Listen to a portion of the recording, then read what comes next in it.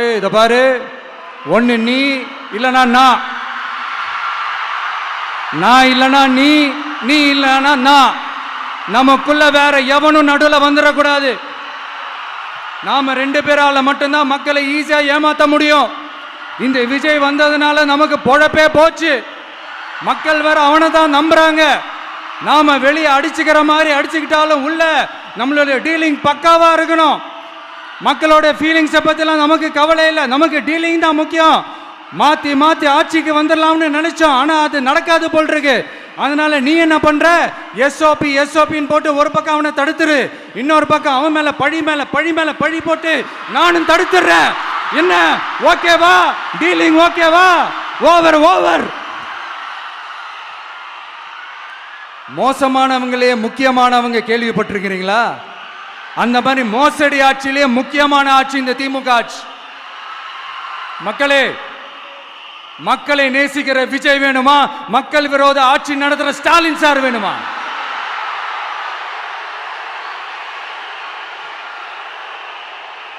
இந்த விஜய் நம்புறீங்களா? ஸ்டாலின் சார் நம்புறீங்களா?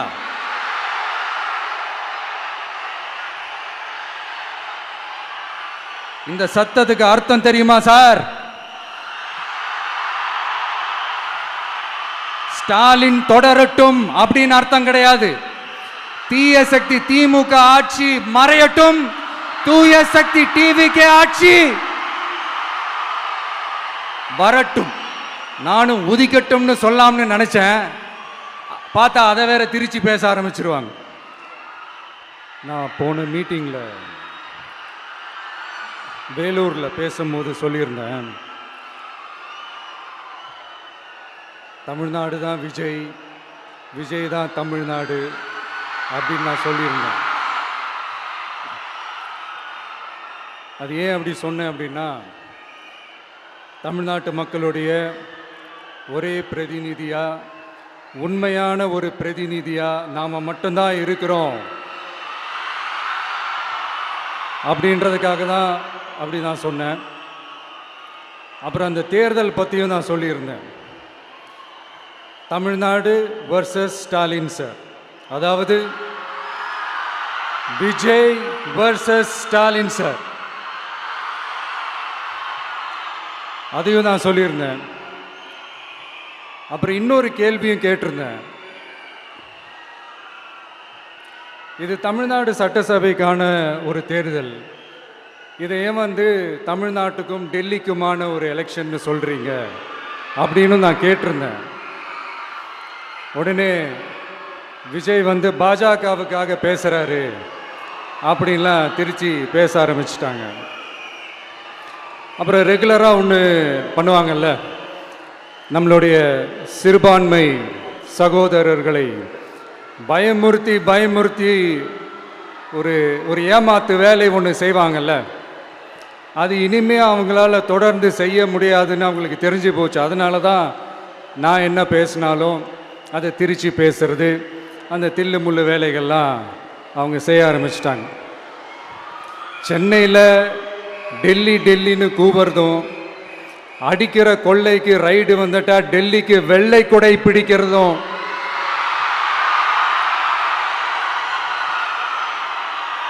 இதெல்லாம் யாருன்னு உங்களுக்கே நல்லா தெரியும். தமிழ்நாட்டை காப்பாற்றுறது திமுக தான், தமிழ்நாட்டை பொழைக்க வைக்கிறது திமுக தான், இதெல்லாமே பண்ணுறது திமுக தான், ஸ்டாலின் சார் தான். இதெல்லாம் ஒர்க் அவுட்டே ஆகாது பாஸ்.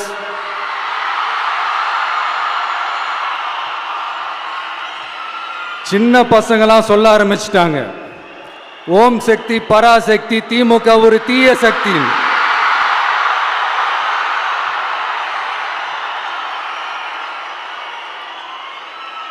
அதனால இந்த தமிழ்நாடு இன்னொன்று வேற ஒன்று சொல்றாங்க. அது என்னடானா, தமிழ்நாட்டு அணி டெல்லி அணியா. கிரிக்கெட்ல கூட தமிழ்நாட்டு அணியை டெல்லி அணியால தொட்டு கூட பார்க்க முடியாது.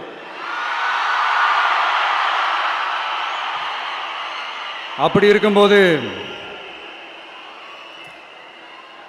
கிரிக்கெட்லையும் விசில போடுறது தமிழ்நாடு தான், சிஎஸ்கே.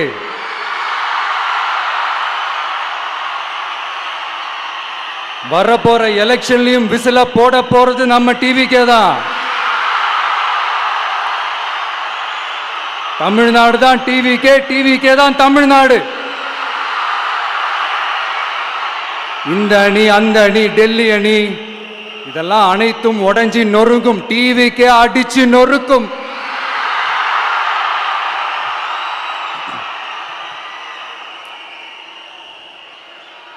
எனக்கும் என்னுடைய மக்களுக்கும் நடுவில் வேற யாராலையும் உள்ள நுழையவே முடியாது. இது ஒரு அம்மா பையன் உறவு, அப்பா புள்ள உறவு, அண்ணன் தங்கச்சி உறவு, அண்ணன் தம்பி உறவு, அக்கா தம்பி உறவு. இது சும்மா ஒரு எலெக்ஷனுக்கு வந்த உறவு அப்படின்னு நினைச்சிடாதீங்க. இது இயற்கையாகவே அமைஞ்ச உறவு. இது எவ்வளோ டீப்பான உறவுன்றது நான் உணர்ந்திருக்கிறேன். அதே மாதிரி நம்ம தமிழ்நாடு மக்களும் இதை உணர்ந்து இருக்கிறாங்க. இன்னும் சிம்பிளா சொல்லணும்னா, மற்றவங்களுக்கு வேணா இது எலெக்ஷன், ஆனா எனக்கும் என்ன நேசிக்கிற மக்களுக்கும் இட் இஸ் an emotion.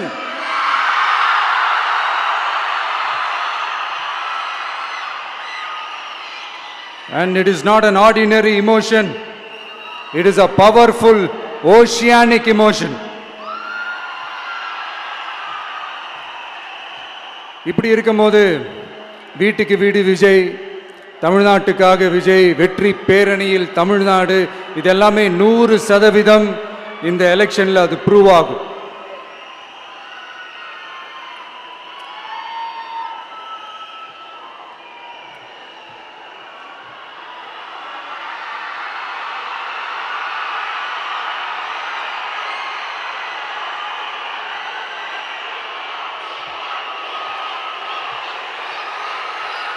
நீங்க எல்லாரும் எனக்கு இன்னொரு உறுதிமொழியை ஒன்று கொடுக்கணும்.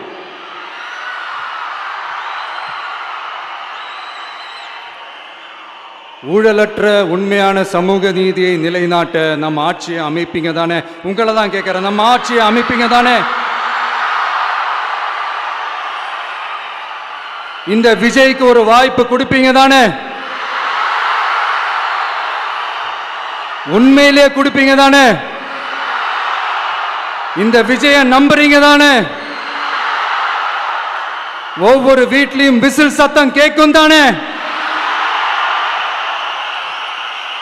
அந்த விசில் சத்தம் ஒவ்வொரு பூத்திலையும் புயலா ஒலிக்கும் தானே? Thank you thank you thank you.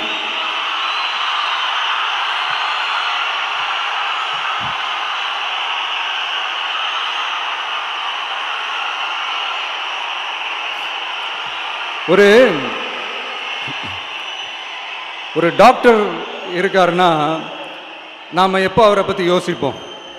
இப்போ நமக்கு ஏதாவது உடம்பு சரியில்லை அப்படின்னா அவரை யோசிப்போம், அவர் ஞாபகம் வரும். அது மாதிரி நமக்கு ஏதாவது ஒரு பிரச்சனை அப்படின்னா ஒரு வக்கீலை தேடிப்போம், அவர் ஞாபகத்துக்கு வருவார். இது மனித இயல்பு. அந்தந்த பிரச்சனை வரும்போது நம்ம அவங்கவுங்கள தேடி போவோம். ஆனால் ஆன் அ டெய்லி பேசிஸ் நம்ம சும்மா சாப்பிடும் போது கூட நம்மளை அறியாமல் ஒருத்தவங்களை பற்றி நினைப்போம், நம்மளை அறியாமல் அவங்களுக்கு நாம் நன்றி சொல்லுவோம். அந்த மதிப்பிற்குரிய அந்த மனிதர்கள் வேற யாரும் இல்லை, விவசாயி விவசாயி விவசாயி.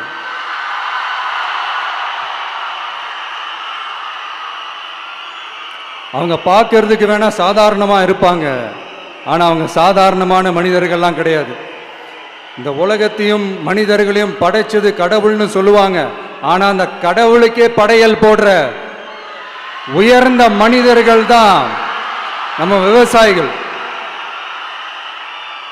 இந்த பூமியில உயிர் இருக்குது, இந்த பூமியில பூ பூக்கும், காய் காய்க்கும், பூத்து குலுங்கும்னு இந்த பூமியை அழகா காட்டி இந்த பூமியை சாமி ஆக்கிறதுல இயற்கையோட சேர்ந்து நம்ம விவசாயிகளுக்கும் ஒரு முக்கிய பங்கு ஒன்று இருக்குது. அதனால நான் ஏதோ ஓவரா ஏதோ சொல்றேன்னு நினைக்காதீங்க. எனக்கு இந்த அடுத்த ஜென்மம் மறுபிறவியை பற்றியெல்லாம் எனக்கு தெரியாது. அது உண்மை அப்படின்னா அடுத்த ஜென்மத்தில் நான் ஒரு விவசாயி குடும்பத்தில் பிறக்கணும்னு ஆசைப்படுறேன்.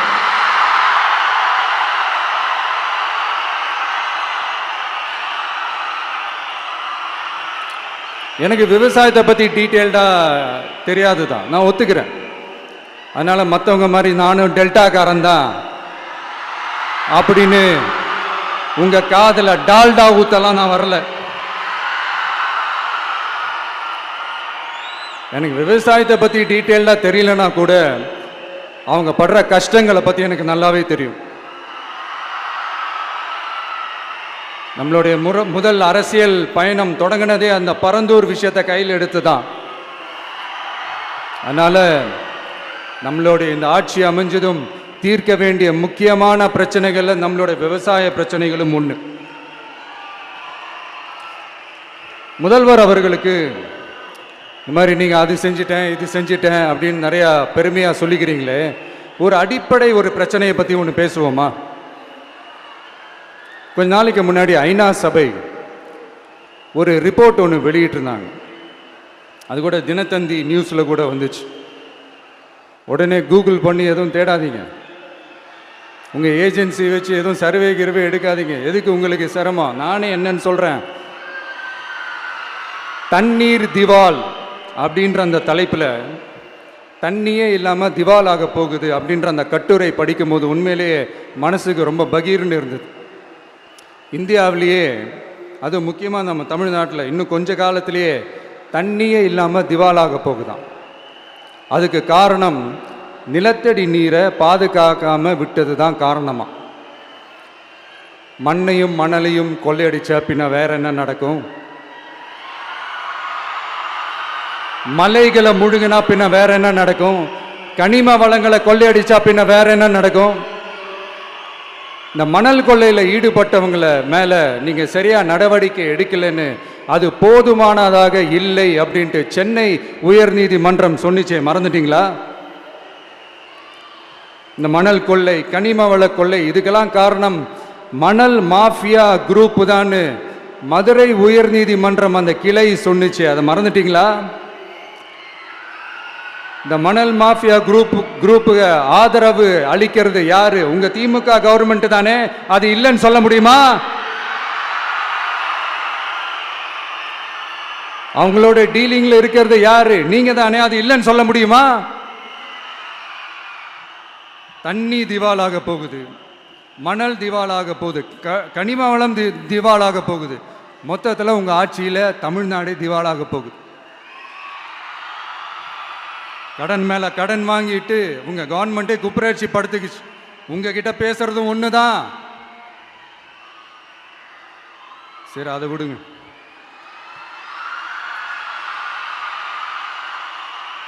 நம்ம விவசாயிகள் கஷ்டப்பட்டு விளைய வச்ச அந்த நெல்லெல்லாம் மழையில் நனைஞ்சி வீணா போச்சே. டெல்டாக்காரன்னு சொல்லிக்கிற நீங்க அதை எதாவது கவனிச்சிங்களா? அவங்களுடைய போராட்டம் எதுக்காவது கூட போய் நின்றுக்கிறீங்களா? கூண்டாஸில் மட்டும் போடுவீங்க. இதானே உங்களுடைய அந்த சாதனை. பரந்தூர் பிரச்சனை, உங்களுடைய உண்மையான நிலைப்பாடு என்ன? மேல்மா விஷயத்தில் உங்களோட உண்மையான நிலைப்பாடு என்ன? தமிழகத்தில் இருக்கிற எல்லா ஆறுகளையும் இணைப்போம், இந்தியாவிலேயே நாங்கள் தான் அதை பற்றி ஃபஸ்ட்டு யோசித்தோம் அப்படின்னு பெருமையாக சொல்லிக்கிற இந்த திமுக கவர்மெண்ட் அவங்களுடைய நாக் என்னன்னு சொல்லவா? இந்த மாதிரி பெரிய பெரிய திட்டங்கள்லாம் ஆட்சிக்கு வந்த உடனே செய்ய மாட்டாங்க.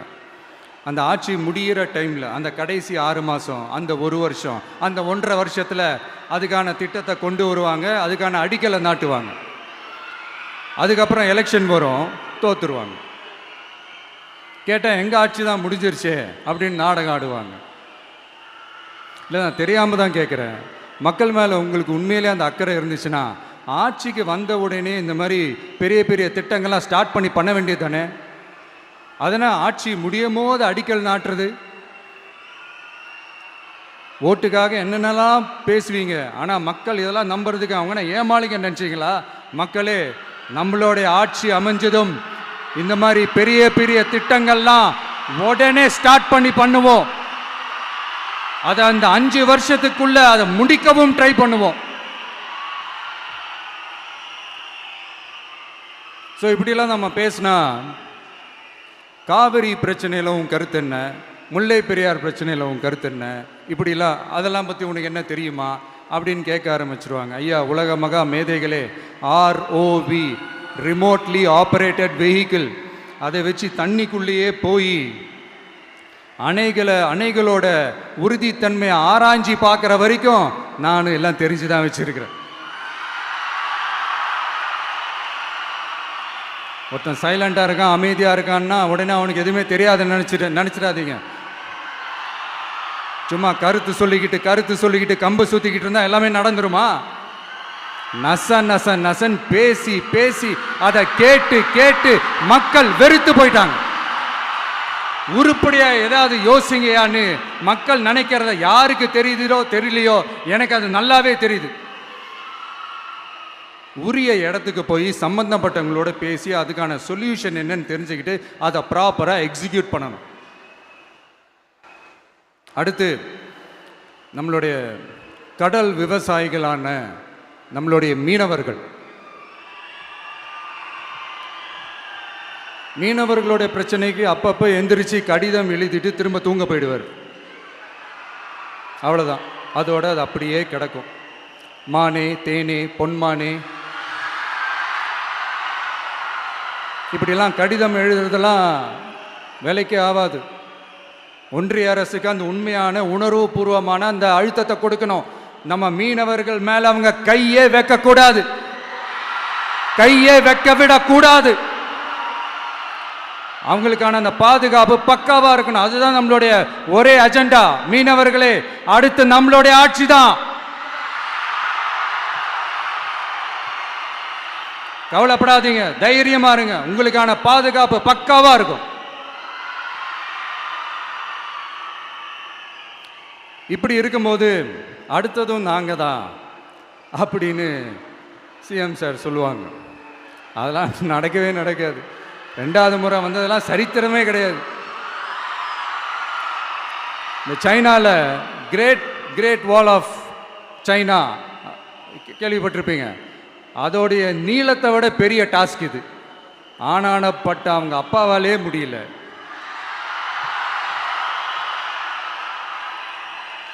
நான் முன்னாடியே சொன்ன மாதிரி உரிய இடத்துக்கு போய் சம்மந்தப்பட்டவங்களோட பேசி அதுக்கான சொல்யூஷன் என்னன்னு தெரிஞ்சுக்கிட்டு அதை எக்ஸிக்யூட் பண்ணுறது தான் ஒரு தெளிவான அரசியல். சும்மா ஆறுதல் சொல்கிறதெல்லாம் தெளிவான அரசியல்லாம் கிடையாது.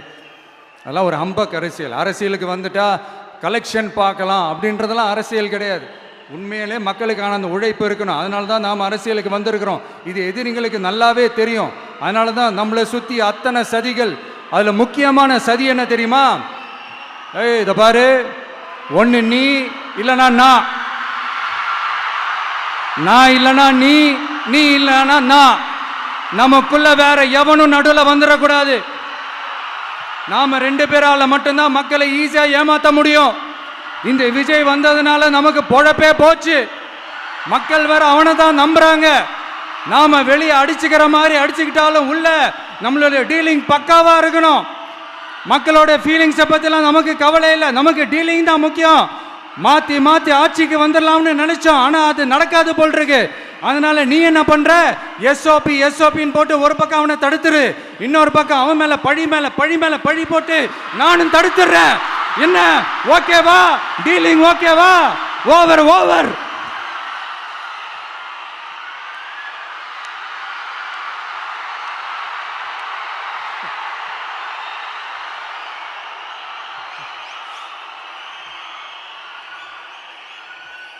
இல்லைங்க, உண்மையிலேயே சிரிக்கிறதா என்ன பண்ணுறதுன்னு எனக்கு தெரியல. உண்மையிலே இப்படி தான் இருக்கு அவங்க டீலிங்லாம்.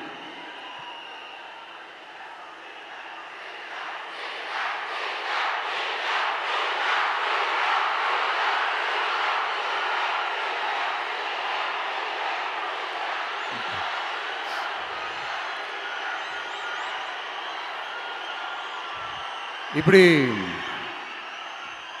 பழி மேலே பழி போட்டு கரூரில் ஆரம்பித்து நம்ம ஜனநாயகன் படம் ரிலீஸ் வரைக்கும். ஆனால் அந்த ரிலீஸ் பிரச்சனையில் நிறைய பேர் குரல் கொடுத்தாங்க.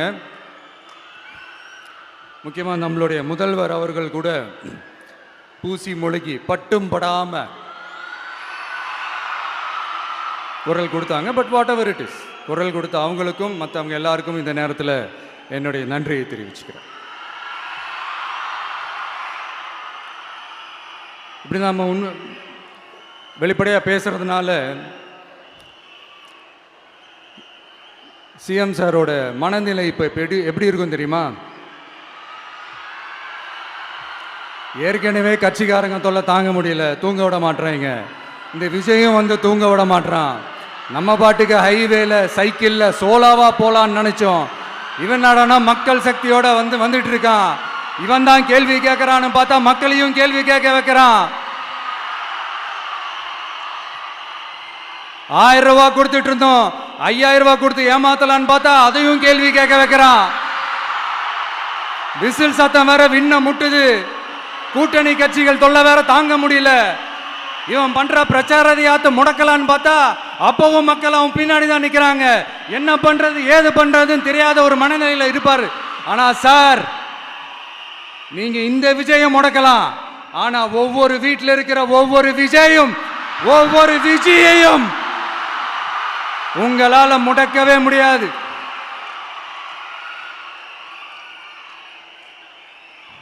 அவங்களாம் ஆல்ரெடி பிரச்சாரத்தை ஸ்டார்ட் பண்ணிட்டாங்க சார். வீட்லயே குடும்பமா இறங்குவாங்க பாருங்க பிரச்சாரத்துக்கு.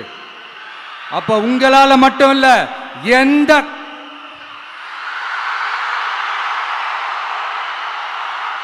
யாராலையும் தடுக்க முடியாது.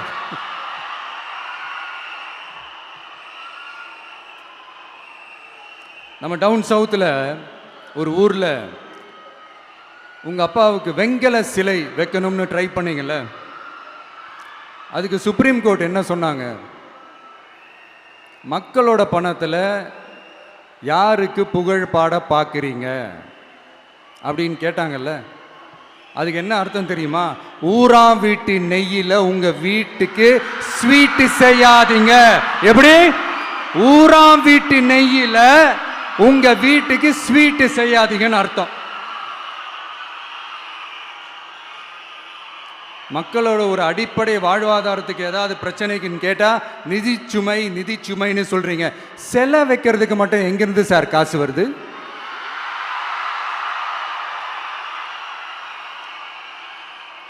முதல்ல மக்களுக்கு அந்த சோறுக்கு வழி பாருங்க சார். செலை வைக்கிறத பத்திலாம் அப்புறமா யோசிக்கலாம்.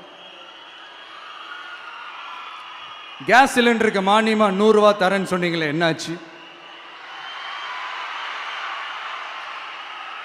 கரும்புக்கு ஆதார விலையா 4000 ரூபாய் தரேன்னு சொன்னீங்களே, என்னாச்சு? ரொம்ப நாள் கல்யாணமே ஆகாம இருக்கிற பெண்களுக்கு அவங்களுடைய கல்வி தகுதிக்கு ஏற்ப அரசு வேலை கொடுப்போம்னு சொன்னீங்களே, என்னாச்சு? இதெல்லாம் வெறும் சாம்பிள் தான். இதோட ஹைலைட் ஒன்று இருக்கு. மாநில அரசால முடியவே முடியாதுன்னு தெரிஞ்சுக்கிட்டோம், நாங்க வந்தா நீட்டை ஒழிப்போம். ஆகா ஆகா ஆகா ஆகா, எவ்வளவு பெரிய ஒரு மோசடி இது! கேட்டா நாங்க தான் முன்மாதிரி ஆட்சின்னு சொல்லுவாங்க. மோசடி ஆட்சி. மோசமானவங்களே முக்கியமானவங்க கேள்விப்பட்டிருக்கிறீங்களா? அந்த மாதிரி மோசடி ஆட்சியிலே முக்கியமான ஆட்சி இந்த திமுக ஆட்சி. மக்களை நேசிக்கிற விஜய் வேணுமா? மக்கள் விரோத ஆட்சி நடத்துற ஸ்டாலின் சார் வேணுமா?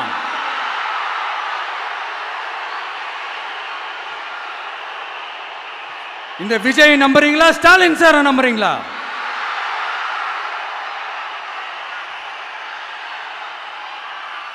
இந்த சத்தத்துக்கு அர்த்தம் தெரியுமா சார்? ஸ்டாலின் தொடரட்டும் அப்படின்னு அர்த்தம் கிடையாது. தீய சக்தி திமுக ஆட்சி மறையட்டும், தூய சக்தி டிவிகே ஆட்சி வரட்டும். நானும் உதிக்கட்டும்னு சொல்லாம்னு நினைச்சேன், பார்த்தா அதை வேற திருச்சி பேச ஆரம்பிச்சிருவாங்க. திருநெல்வேலியில், நாங்குநேரியில் இப்போ ரீசெண்டாக ஒரே லைனில் சொல்லணும்னா, நம்ம நண்பர் ஒருத்தர் ட்வீட் போட்டிருந்தாரு, அதையே சொல்கிறேன். ஸ்டாலின் தொடரட்டும், சட்டம் ஒழுங்கு சந்தி சிரிக்கட்டும். இதுதான் அந்த பிரச்சனைக்கு ஒரே லைன்.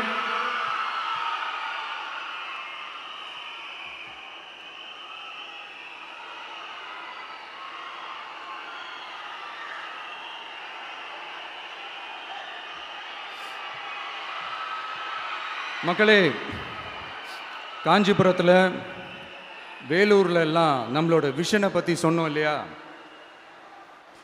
அதே மாதிரி இங்கேயும் சில விஷன்ஸை சொல்லணும். இது மற்றவங்க மாதிரி தேர்தல் வாக்குறுதின்னு சொல்லி ஏமாத்துறது கிடையாது. நம்மளை நம்புகிற மக்களுக்கு நம்பிக்கை தர்றது. நம்ம ஆட்சிக்கு வந்ததும் இதெல்லாம் செய்ய நடவடிக்கை எடுப்போம்னு சொல்கிறது. டெல்டா விவசாயிகள் சமீபத்தில் கூட உரத்தட்டுப்பாட்டை சந்திச்சிங்கல்ல. சில பேர் உரத்தை பதுக்கி வச்சு அதிக விலைக்கு விற்றதா நியூஸ்லாம் கூட வந்துச்சு. நம்ம டிவிக்கு ஆட்சி வந்ததும் உரத்தட்டுப்பாடு இல்லாமல் பார்த்துக்குவோம். 5 ஏக்கர் வரை நிலமுள்ள விவசாயிகள் வேளாண் கூட்டுறவு வங்கிகளில் வாங்கிய பயிர் கடன் முழுமையாக ரத்து செய்வதற்கும் 5 ஏக்கருக்கு மேல் உள்ள விவசாயிகள் வேளாண் கூட்டுறவு வங்கிகளில் வாங்கிய பயிர்க்கடன் 50% வரை ரத்து செய்வதற்கான சாத்திய கூறுகளை ஆராய்ந்து உறுதியாக நடவடிக்கை எடுப்போம். திமுக மாதிரி எல்லாருக்கும்னு சொல்லிட்டு அதுல தகுதி ஃபிக்ஸ் பண்ணி பாகுபாடு காட்டி ஏமாற்ற மாட்டோம். எல்லாத்தையும் வெளிப்படையாக சொல்லுவோம். 2 ஏக்கர் வரை நிலமுள்ள விவசாயிகள் மற்றும் நிலமற்றவர்கள் குடும்பத்தில் யாரும் மாநில மற்றும் ஒன்றிய அரசு ஊழியராக இல்லாமல் இருக்கும் பட்சத்தில் அவர்களின் குழந்தைகளின் பொறியியல் மற்றும் மருத்துவம் உள்ளிட்ட தொழிற்கல்வி முதல் அனைத்து வகை படிப்புகளுக்குமான முழு செலவையும் அரசே ஏற்கும்.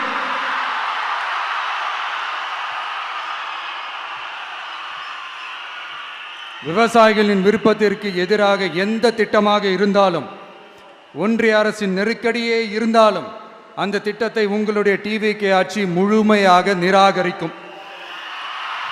எப்போதும் விவசாயிகளின் பக்கமே நம் ஆட்சி நிற்கும். கொள்முதல் நிலையங்களில் முறையாக நெல் மூட்டைகள் பாதுகாக்கப்படும்.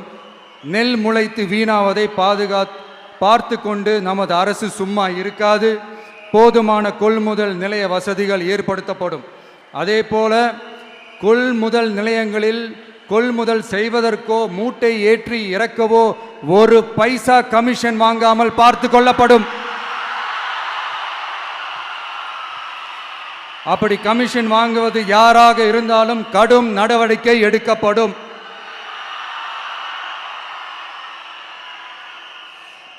ஐநூறு ரேஷன் கார்டுகளுக்கு 1 ரேஷன் கடை என்ற வரையறை நிர்ணயிக்கப்படும்.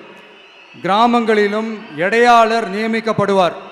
பெண் விற்பனையாளருக்கு பெண் எடையாளர், ஆண் விற்பனையாளருக்கு ஆண் எடையாளர் என்பது பின்பற்றப்படும்.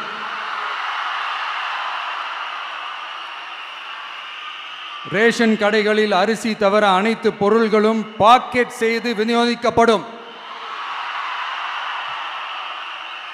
மீனவர்களுக்கு ஒன்றிய அரசு சட்டப்படியான பாதுகாப்பை உறுதி செய்ய வேண்டும். அதற்கான உண்மையான உணர்வுபூர்வமான அழுத்தத்தை ஒன்றிய அரசுக்கு நமது டிவிக்கு அரசு கொடுக்கும். நான் மீண்டும் சொல்றேன். கல்வி, மருத்துவம், ரேஷன், குடிநீர், சாலை வசதி, பஸ் வசதி, இது மாதிரி அடிப்படை விஷயங்களுக்காகத்தான் நம் அரசு முதல்ல முக்கியத்துவம் கொடுக்கும். எனக்கு நம்மளோட குழந்தைகள், நம்ம பெண்கள், நம்ம இளைஞர்கள் லைஃபுக்கு முன்னுரிமை கொடுக்கணும். அரசு வேலை வாய்ப்புகள் மட்டும் இல்லாம தனியார் வேலை வாய்ப்புகளுக்கான வழியையும் உத்தரவாதத்தையும் உருவாக்கணும். அப்படி நாம் உருவாக்கிட்டாலே அவங்களுக்கான ரூட்டை நம்ம இளைஞர்கள் அவங்களே தேர்ந்தெடுத்துப்பாங்க. இத்தனை கோடி அத்தனை கோடி ஒப்பந்தம்னு சொல்லி விளம்பரம் மட்டும் செய்யாம உண்மையான ஒப்பந்தம் போட்டு வெள்ளை அறிக்கை வெளியிட்டு அதை செயல்படுத்தினாலே போதும், எல்லாம் தன்னாலே நடக்கும். இங்க என்னனையும் சொல்ல நினைக்கிறேன். இங்க அடுத்து நாங்க தான் நெஞ்ச நிமித்திரி கூவுற யாராச்சும் நாங்க ஊழலே செய்யாதவங்கன்னோ ஊழல் செய்யவே மாட்டோம்னோ நெஞ்ச தொட்டு மனசாட்சியோட சொல்ல முடியுமா? ஆனா நாம இன்னைக்கு இல்ல, ஆட்சிக்கு வந்ததுக்கு அப்புறமும் ஓப்பனா தில்லா கட்ஸா சொல்லுவோம். ஊழல் லஞ்சம் இல்லாத ஒரு ஆட்சியை கொடுக்க உண்மையா ட்ரை பண்ணாலே போதும், எல்லாம் தன்னாலே நல்லா நடக்கும். எல்லாரும் கொஞ்சம் கை இப்படி வைங்களேன். எங்க ஓட்டு எங்க உரிமை. எங்களை யாரும் விலைக்கு வாங்க முடியாது. எங்க ஓட்டு விசில் சின்னத்துக்கு தான். யாரையும் நம்பி ஏமாற மாட்டோம். எங்க வார்த்தையிலிருந்து மாற மாட்டோம். இது நிஜம். தேங்க்யூ.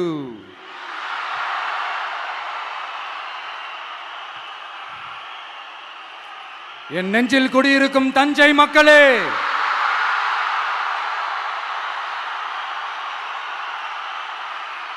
என் நெஞ்சில் குடியிருக்கும் வேலூர் மக்களே, வேலூர்ல இதை நான் சொல்ல மறந்துட்டேன். சாரி, உங்களுக்காக இங்க நான் சொல்றேன். உங்களோட நான் இருக்கேன், நம்மளோட நம்ம மக்கள் இருக்கிறாங்க. இதுக்கு மேல என்ன வேணும்? கான்பிடென்ட்டா இருங்க. நல்லதே நடக்கும். வெற்றி நிச்சயம். மீண்டும் சந்திக்கும் வரை நன்றி, வணக்கம்.